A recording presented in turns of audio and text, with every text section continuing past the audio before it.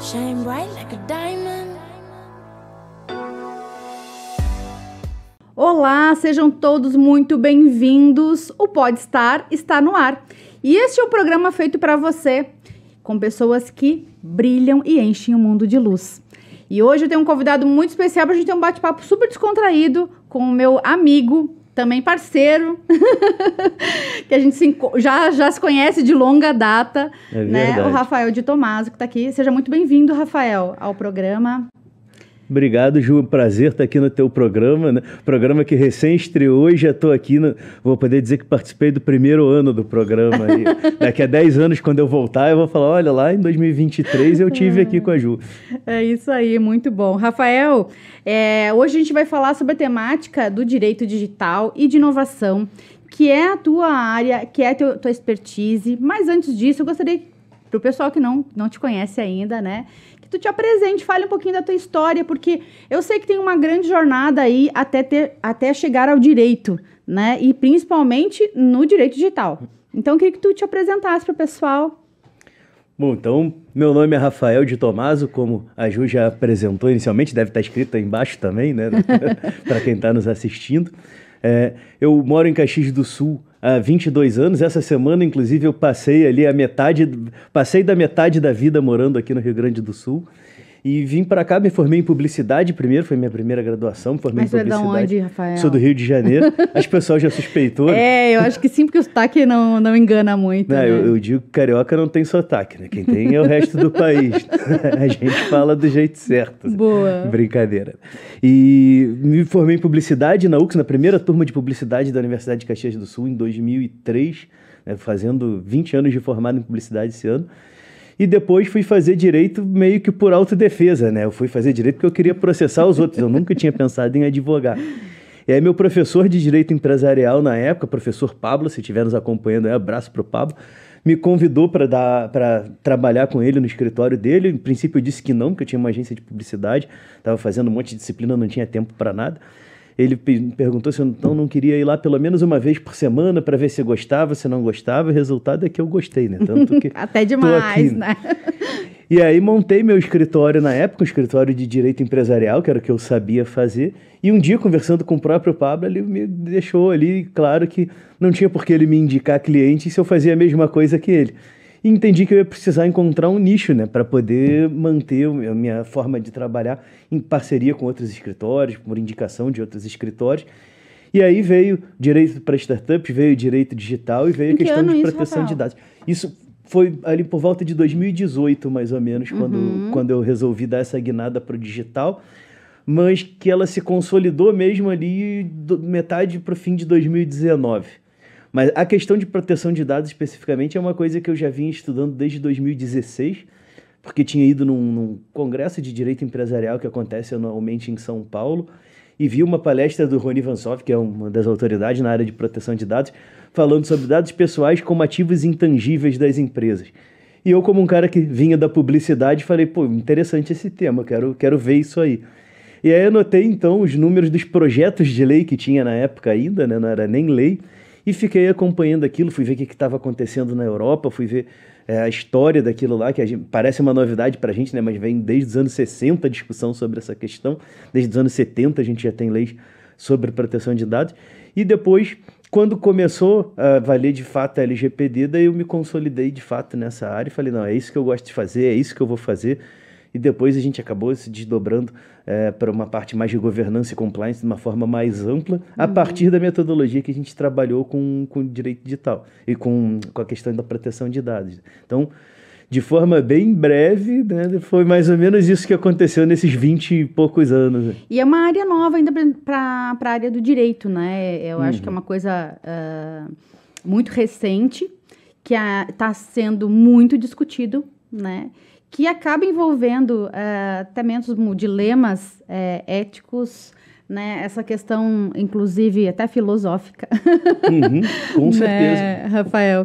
E acaba também trabalhando muito com pessoas, tem esse foco, esse olhar para as pessoas, né? Atrelada toda a parte de tecnologia e até mesmo a própria as próprias leis, né? As regulamentações, né? Então, eu queria que tu falasse um pouquinho para o pessoal, um pouco dessa área, desse tema do direito digital, porque está muito em voga, muito pessoal está falando sobre isso, mas, às vezes, o pessoal não tem um entendimento, né, sobre isso. O que um advogado na área que trabalha com direito digital pode estar contribuindo para a minha empresa, pode estar no meu cotidiano, enfim.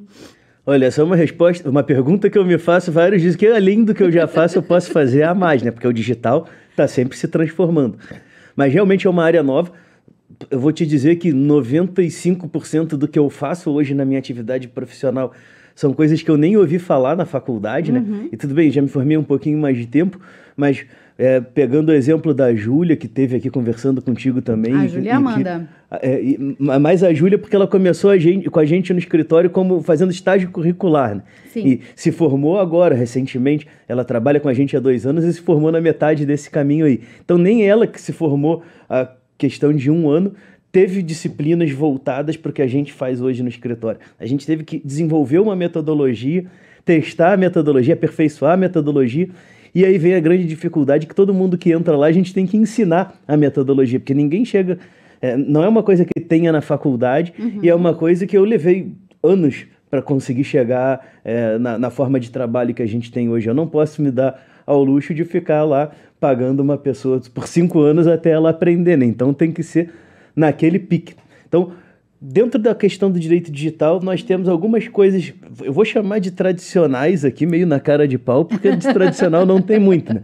Mas essa parte mais voltada para o comércio eletrônico, inclusive, né, em outra oportunidade, já fizemos uma live sobre isso, né? Sobre como empreender na internet sem quebrar a cara, né, no teu canal da Decide. Então, temos essa parte do comércio eletrônico que tem um impacto com o digital. Temos a questão da proteção de dados, que embora ela não seja uma coisa exclusivamente digital, aquele currículo que o cara recebe na portaria da empresa também é impactado pela LGPD, né? Mas não... Ataque cibernético vai entrar, e o ataque cibernético vai entrar, ele vai perpassar por diversas leis, né? A gente tem na parte criminal, por exemplo, agora o Brasil finalmente passou a ser signatário da Convenção Internacional de Crimes Cibernéticos. A gente tem aqui, já não tão recente, a Lei Carolina Dickmann, enfim, surgiu quando vazaram as fotos da atriz nua na época lá, e foi feita uma lei penal para coibir esse tipo de invasão aos dispositivos informáticos. A gente tem o Marco Civil da Internet, que é de 2014, que já não é tão recente assim, né? Então, tem diversos aspectos que vão ter um impacto ali do direito digital. E, inclusive, as outras áreas do direito vão ser impactadas. Agora, no próximo mês, a OAB de Caxias do Sul, a Comissão de Direito Digital e Proteção de Dados, vai trazer o Bernardo de Azevedo, que é um baita de um profissional, para falar sobre provas digitais e visual law, né? Então, legal. Provas digitais. Todas as áreas do direito vão trabalhar com provas digitais. Direito do trabalho vai ter impacto de provas digitais, direito penal. Não tem mais uma área do direito que, em maior ou menor medida, não seja impactada pela questão do direito digital em alguma medida, né? Porque a gente está no mundo digital e, querendo ou não, tem resquícios, né? Se formam provas através disso, né? Desse movimento que a gente faz. E uma prova de que isso nunca acaba, e aí já fazendo, inclusive, o gancho com o que você falou das questões filosóficas, é que a gente está agora discutindo a regulamentação da inteligência artificial, né? Então, que foi uma coisa que veio se arrastando, daí estava ruim o jeito que estava vindo a lei, daí foi constituída uma comissão de juristas no Senado, daí veio um projeto de lei bem melhor do que estava sendo discutido antes, e aí de uma hora para outra vem um ChatGPT e atropela tudo que estava sendo discutido, porque ninguém tinha considerado o vulto que ia tomar a questão da inteligência artificial generativa, como aconteceu no final do ano passado com o ChatGPT, né? Então, é uma área muito dinâmica e vai ser tomada sempre de dilemas éticos, e aí não tem como a gente se escapar da filosofia. E dentro da atuação, dentro do direito, tu acredita que também muda um pouco a questão da atuação do advogado, por exemplo, trabalhar de uma forma mais multidisciplinar, né, em parcerias? Como é que também é isso entre na categoria, na classe, assim? Muda totalmente. Primeiro que você vai ter uma multidisciplinaridade tanto dentro do direito, hoje não consigo fazer um projeto de adequação LGPD, por exemplo, sem pensar no direito trabalhista, sem pensar no direito penal, né, no direito civil, enfim, a gente está falando de um direito que perpassa todas as áreas dentro do próprio direito. Mas eu tenho uma multidisciplinariedade com outras áreas do conhecimento também, porque se eu estou falando em adequação a uma lei desse porte, eu vou ter que mexer em processos dentro das empresas, então estou falando de administração. Gestão.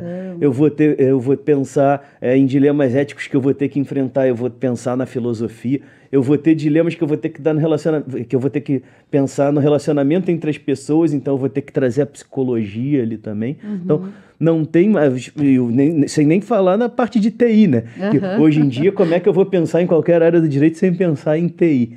Então, a multidisciplinaridade, ela deixou de ser um diferencial, passou a ser um quesito de sobrevivência para quem está no direito.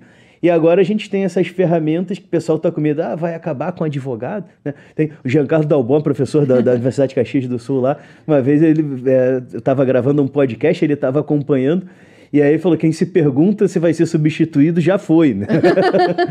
Quem se preocupa muito com isso, né? Pois é, porque as ferramentas estão aí, né? Eu tive num evento em São Paulo agora no mês passado, num curso, um treinamento lá, o pessoal falou, não tem volta. A inteligência artificial está aí, a inteligência artificial generativa está aí. Você tem duas opções. Ou você aprende a usar a seu favor, ou você está fora do mercado, né? E ele até fez um paralelo com o cinto de utilidade do Batman. Né? Ele falou, o bandido vai estar ali, tu vai ter que escolher do teu cinto o que funciona para aquela situação que você está enfrentando. Perfeito. A gente tem muita coisa hoje que são só meios, né? Nos facilitam a vida e tudo mais. Mas também nos dá uma oportunidade de pensarmos diferente, trazer diferenciais, analisar, né, e refletir sobre a própria atuação, né? Então, acho que nesse sentido, o quanto eu sou bom, né, como profissional, né? E então, a máquina a inteligência artificial não vai nos substituir desta forma, né? Para profissional que atua desta forma. Não vai. Hoje mesmo de manhã teve o Café com Informação na Câmara de Indústria, Comércio e Serviços de Caxias do Sul, lá na SACIC, né, promovido pelo Conselho da Mulher Empresária. E o Daniel Posa, que era o palestrante que estava lá, ele falava a inteligência artificial generativa lá, tipo ChatGPT e outras ferramentas. Fala do ChatGPT, que é que todo mundo já ouviu falar. É muito bom para trabalhar com o que já aconteceu.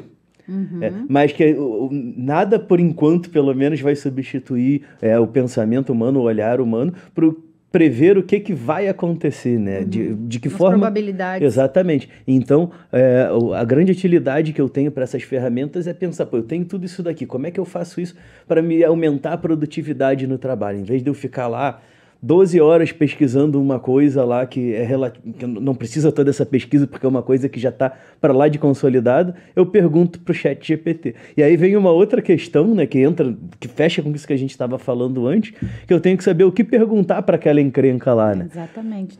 O ser humano tem que direcionar. Porque o ChatGPT ele é uma máquina, ele vai responder o que eu perguntei. Se eu quiser ter uma resposta boa, eu tenho que fazer uma pergunta boa, né? Tem até um professor, se eu não me engano, foi o Bruno, lá de São Paulo, que falou que ia dar uma prova e que a prova ia ser feita no ChatGPT e que a nota ia ser dada pela pergunta, né? É isso, a ferramenta está aí, não adianta brigar com a ferramenta. O que a gente tem que fazer é estimular o uso da ferramenta de uma forma que faça sentido, né? Porque tá lá para todo mundo usar. Se eu for brigar com a ferramenta, eu vou perder porque tá aprendendo a usar ela, né? Agora, também, se eu for usar superficialmente, se for usar de qualquer jeito, né?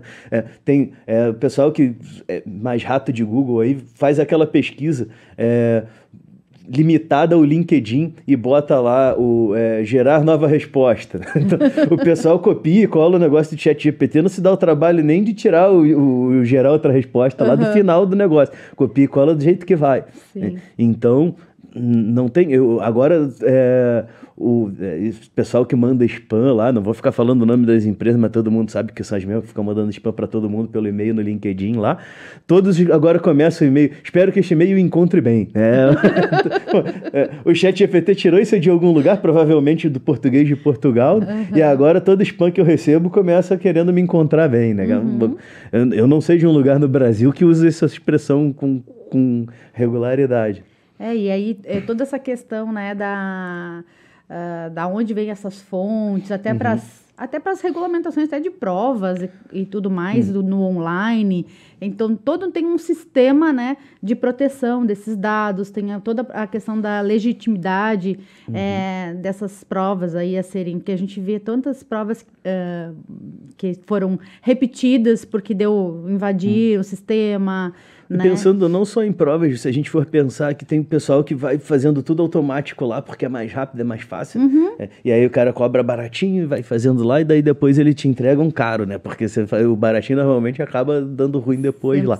E aí o que acontece? O ChatGPT e essas ferramentas em geral generativas, elas vão gerar textos a partir do que elas têm na base de dados e vão criar um texto.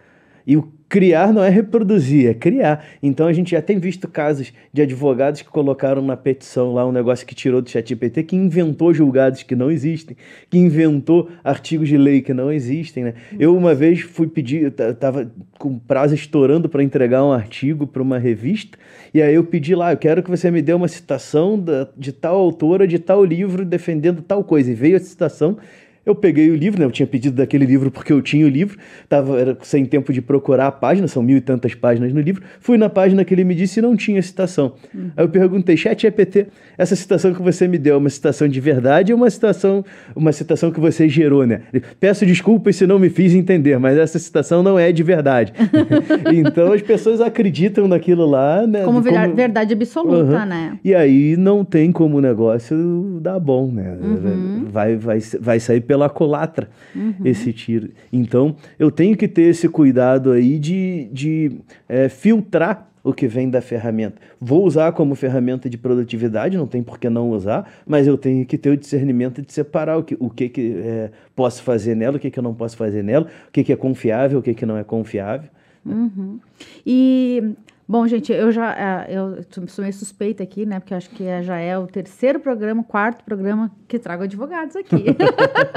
Mas eu sou uma infiltrada, eu faço parte também da Associação Brasileira dos Advogados, e faço parte da comissão do Rafael, que é de Startup e Tecnologia. É comissão minha, não, comissão nossa. Mas enfim, né? Que tá liderando, enfim. Mas, Rafael, eu queria trazer um pouquinho para esse contexto das startups. No sentido de todas essas regulamentações, porque esses novos modelos de negócio, né? Como que o direito digital pode estar ajudando e qual é o papel fundamental, digamos, de um advogado nesse sentido nas startups? O direito não só digital, mas o direito em geral tem muito a oferecer para as startups têm mais necessidade do direito do que elas imaginam. O pessoal enxerga o advogado como aquele inimigo da agilidade, o cara que vai me atravancar a vida e tudo mais, mas uma startup é uma empresa, né? Ou vai ser uma empresa logo ali na frente, se ainda não é. E eu tenho toda aquela regulamentação que se aplica a ela, e eu tenho mais uma questão que não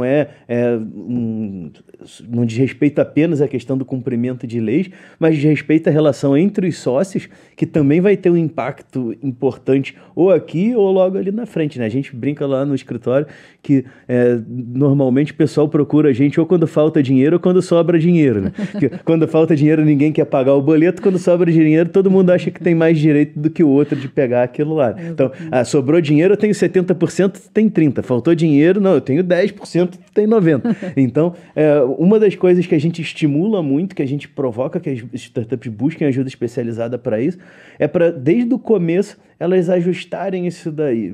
E não precisa ser aquele contrato de 65 páginas regulando tudo, né? Pois então, deixa eu só fazer um gancho com relação a isso, que é uma coisa para mim que eu não sou da área, né, e do direito, e para mim me chamou atenção numa dessas nossas conversas, nas nossas visitas, né, vocês estavam comentando sobre contratos, e que até a forma do contrato, né, tipo, diminuiu, que, tipo, ele é mais enxuto, que tem um outro formato.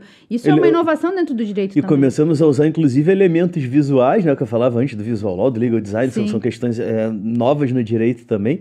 E aí já fica a dica para o pessoal da comunicação. O pessoal da comunicação que quiser deixar, tem mercado para os advogados, para os escritórios de advocacia.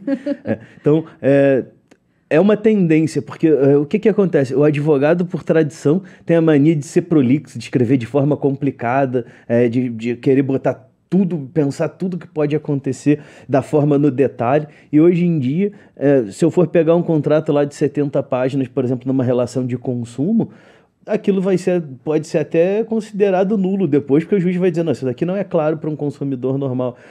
Pega lá os bancos que botam aquele negócio lá, termo de adesão, o cartão de crédito, na hora que tu tá pagando a empadinha que tu comprou na padaria, ele vem lá que tu tem que agora aceitar aquele contrato de 70 páginas na hora que tu tá pagando. Isso é um absurdo do ponto de vista do direito do consumidor, por exemplo. Então, não dá para se pensar mais nesse formato. E o que a gente vê são contratos cada vez mais enxutos, com uma linguagem cada vez mais clara. Isso não significa ser superficial, dá muito mais trabalho de escrever um contrato menor do que escrever um contrato grandão, né? E com elementos visuais que dão suporte àquilo lá.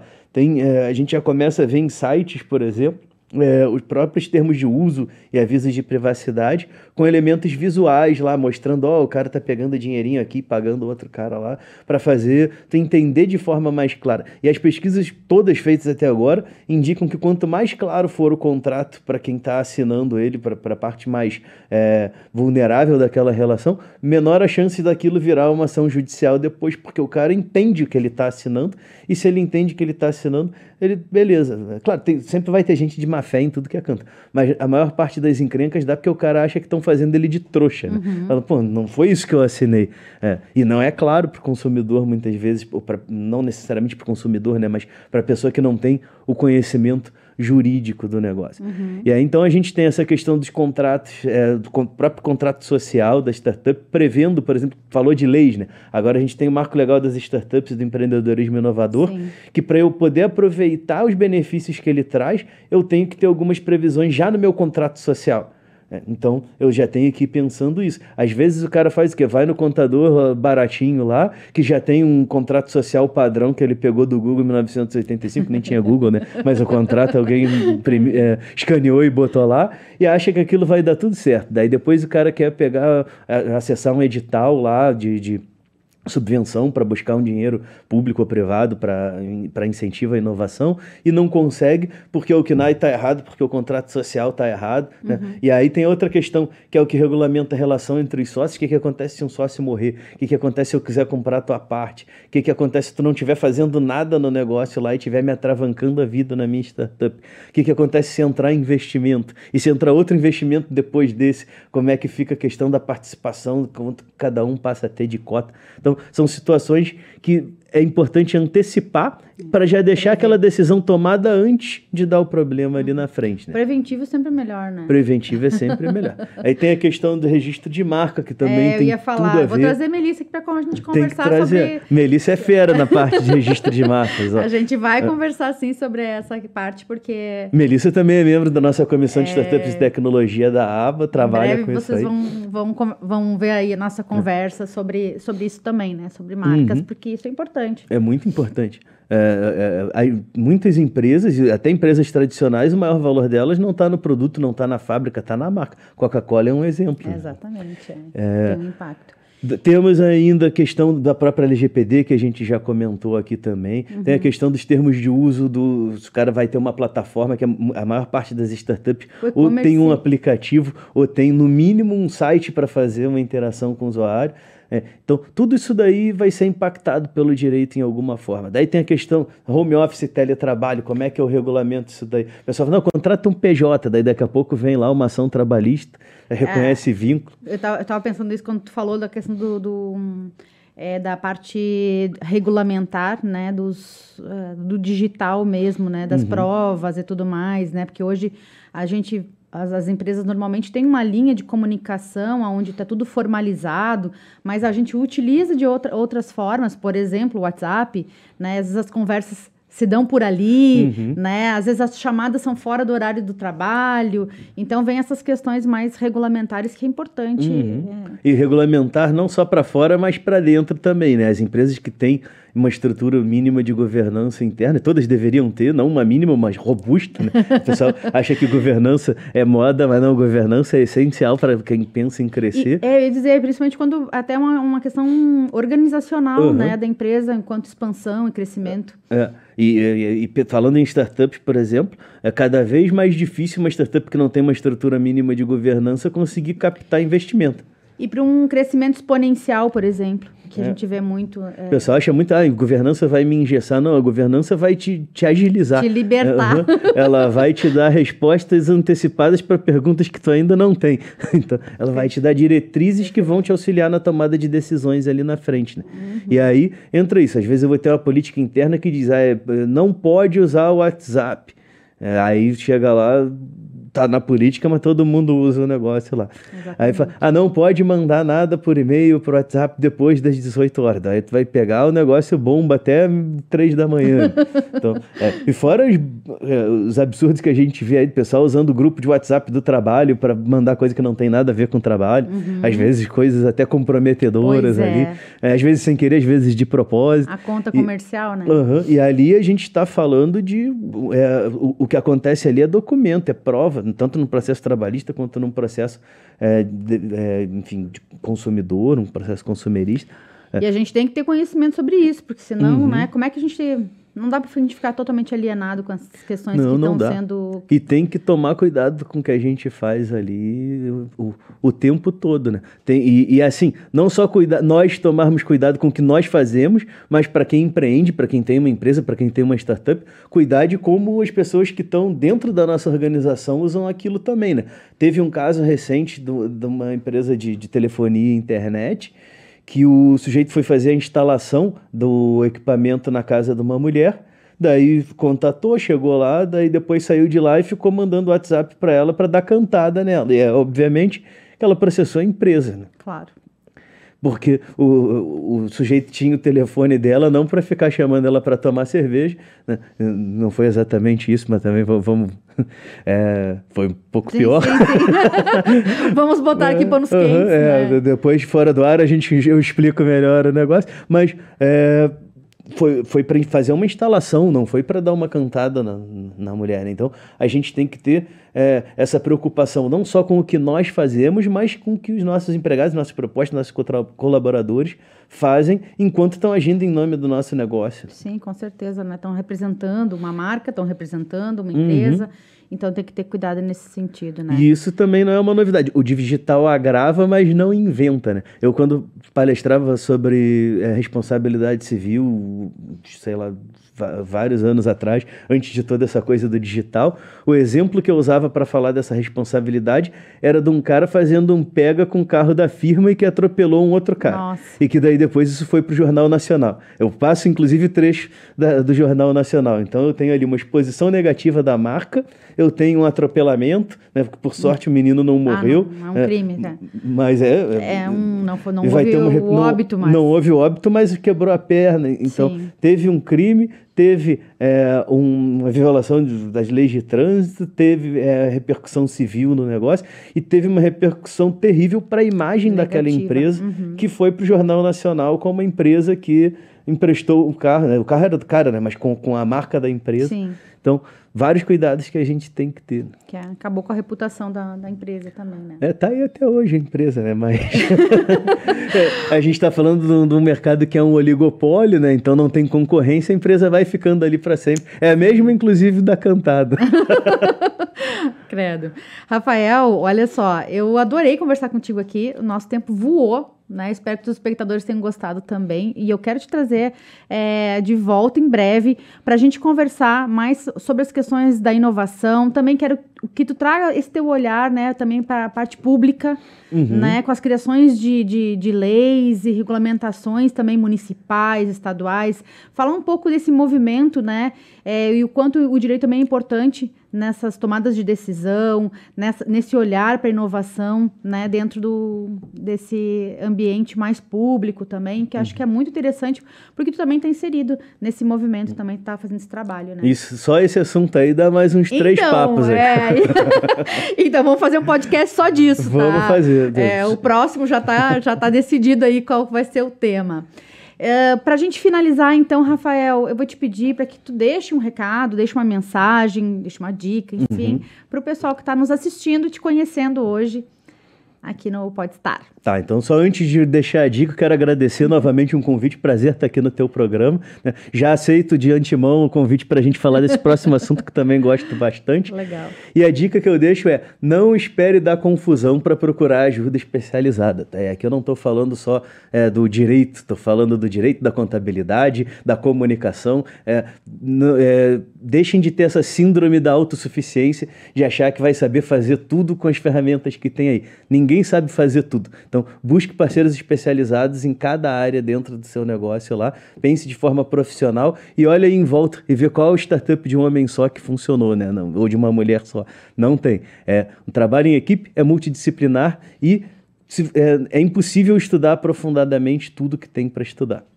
Perfeito, excelente dica, acho que tu deixou aqui uma boa reflexão, inclusive, né, para o pessoal que está assistindo, para as empresas também repensarem.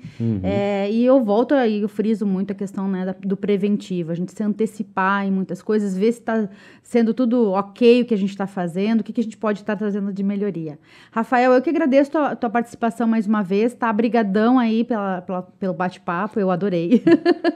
E pessoal, obrigada aí por ter nos assistido e até o próximo Podstar. Beijo grande. Shine bright like a diamond.